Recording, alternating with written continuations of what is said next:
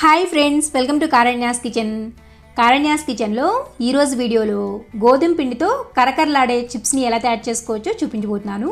చాలా టేస్టీగా ఉంటాయి. వీటిని మీరు 15 నుంచి 20 రోజుల పాటు స్టోర్ కూడా చేసుకోవచ్చు. ఈ చిప్స్ని ఎలా తయారు చేసుకోవచ్చో వీడియోలోకి వెళ్ళి చూసేయండి.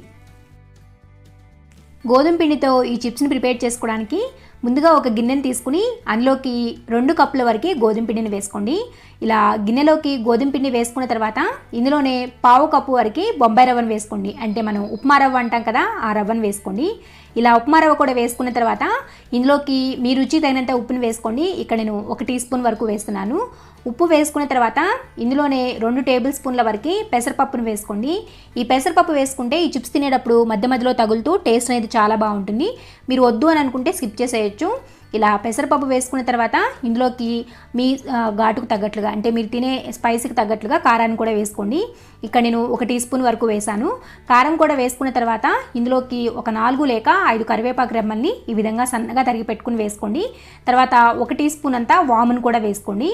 ఇలా అన్నిటినీ కూడా వేసుకుని ఇవన్నీ కూడా పిండిలో బాగా కలిసేటట్లు కలుపుకోండి. ఈ విధంగా మొత్తం కలిసేటట్లు కలుపుకున్న తర్వాత ఇందులోకి 1/2 కప్పు వరకు నూనెను తీసుకుని దాన్ని కొద్దిగా వేడి చేసుకోండి. బాగా కాగిన తర్వాత ఆ నూనెను తీసుకొచ్చి ఈ పిండిలోకి వేసుకోండి.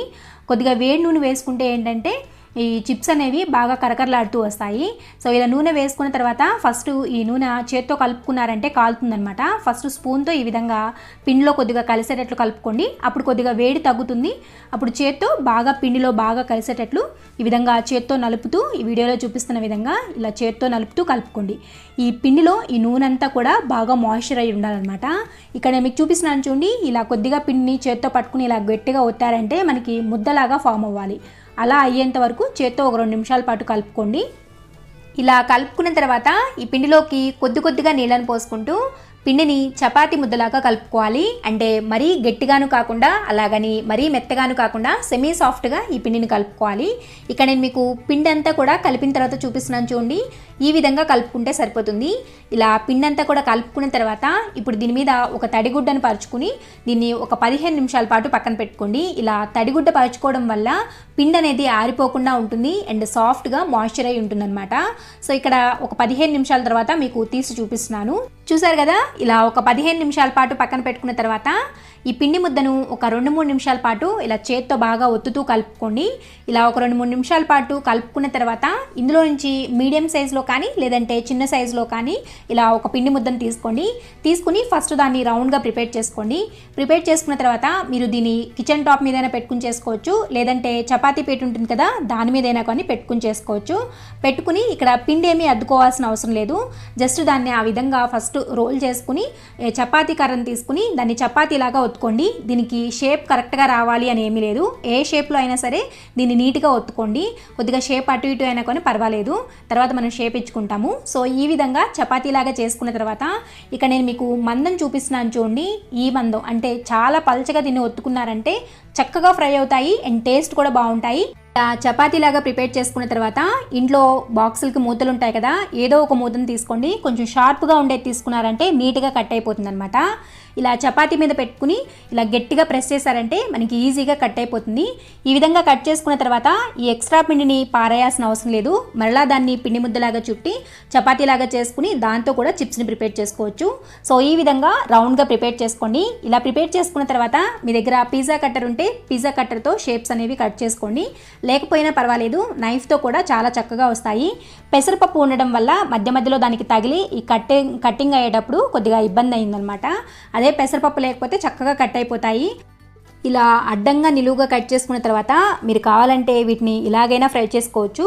కానీ కొద్దిగా చిప్స్ లాగా కావాలి అని అంటే ఇలా క్రాస్ లాగా కూడా కట్ చేసుకోండి. ఇలా క్రాస్ లాగా కట్ చేసుకున్నారంటే చిప్స్ అనేవి చిన్నగా వస్తాయన్నమాట. మరీ ఎంత పెద్దగా ఉన్నా కూడా బాగుండవు. సో ఇలా కట్ చేసుకున్న తర్వాత మీరు ఇలాగే ఫ్రై చేశారంటే ఇవి బాగా పైకి పొంగిపోతాయి అన్నమాట. అలా కాకుండా ఉండాలంటే వీటి మీద నైఫ్తో కానీ లేదంటే ఫోర్క్తో కానీ ఇలా కొద్దిగా ఘాట్లులాగా పెట్టుకున్నారంటే పైకి పొంగకుండా ఉంటాయి అండ్ చూడడానికి కూడా బాగుంటాయి. సో ఇక్కడ నేను మీకు 2 విధాలుగా చూపిస్తున్నాను చూడండి. ఇలా మధ్యలోకి ఘాట్లులాగా పెట్టుకోండి నైఫ్తో, లేదు అని అంటే ఫోర్క్ని తీసుకుని ఇలా గుచ్చుతూ ఉన్నారంటే అలా డాట్స్ లాగా పడిపోతాయి. అప్పుడు మనకి ఇవి ఎక్కువగా పొంగకుండా ఉంటాయి అన్నమాట. సో ఇదే విధంగా మిగిలిన అంతా పిండితో కూడా చిప్స్ని ప్రిపేర్ చేసుకోవడమే. ఇలా కొన్ని చిప్స్ని ప్రిపేర్ చేసుకున్న తర్వాత స్టవ్ మీద ఒక బాండీలో డీప్ ఫ్రైకి సరిపడినంత నూనెను పోసుకోండి. ఇక్కడ నూనె వేడి అనేది ఎక్కువగా ఉండకూడదు, మీడియం హీట్లో ఉండాలి. మీడియం హీట్కి వచ్చిన తర్వాత ఇలా ప్రిపేర్ చేసుకున్న చిప్స్ని ఒక్కొక్కటిగా నూనెలోకి వేసుకోండి. ఇక్కడ మీరు చూసారు కదా, చిప్స్ అనేది నూనెలోకి వేసిన తర్వాత ఒక 5 సెకండ్లు అయిన తర్వాత ఈ చిప్స్ అనేవి పైకి లేవాలన్నమాట. వెంటనే లేసినాయి అంటే మీకు మెత్తగా వచ్చేస్తాయి.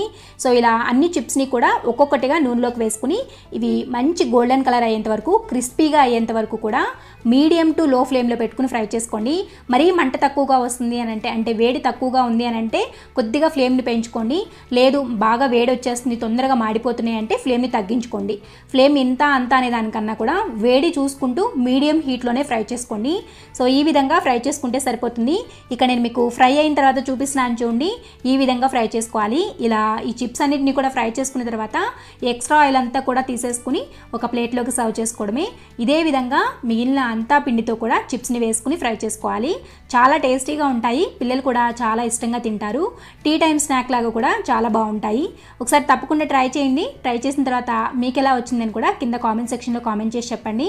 ఇక్కడ నేను మీకు ఒక చిప్స్ తుంపి చూపిస్తున్నాను చూడండి, చాలా కరకరలాడుతూ ఉంటాయి. చూసారా, చాలా కరకరలాడుతూ వస్తాయి, చాలా టేస్టీగా కూడా ఉంటాయి. ఒకసారి ఈ విధంగా ట్రై చేయండి. ఐ హోప్ మీకు ఈ వీడియో నచ్చిందనే అనుకుంటున్నాను. వీడియో కానీ నచ్చినట్లయితే వీడియోని లైక్ చేయండి. ఈ వీడియోని మీ ఫ్రెండ్స్కి, రిలేటివ్స్కి షేర్ చేయండి. మరిన్ని ఎమ్మీ అండ్ టేస్టీ రెసిపీస్ కోసం కారణ్యాస్ కిచెన్ని సబ్స్క్రైబ్ చేసుకోండి. అండ్ పక్కనే ఉన్న గంట సింబల్ కూడా నొక్కండి. Thanks for watching.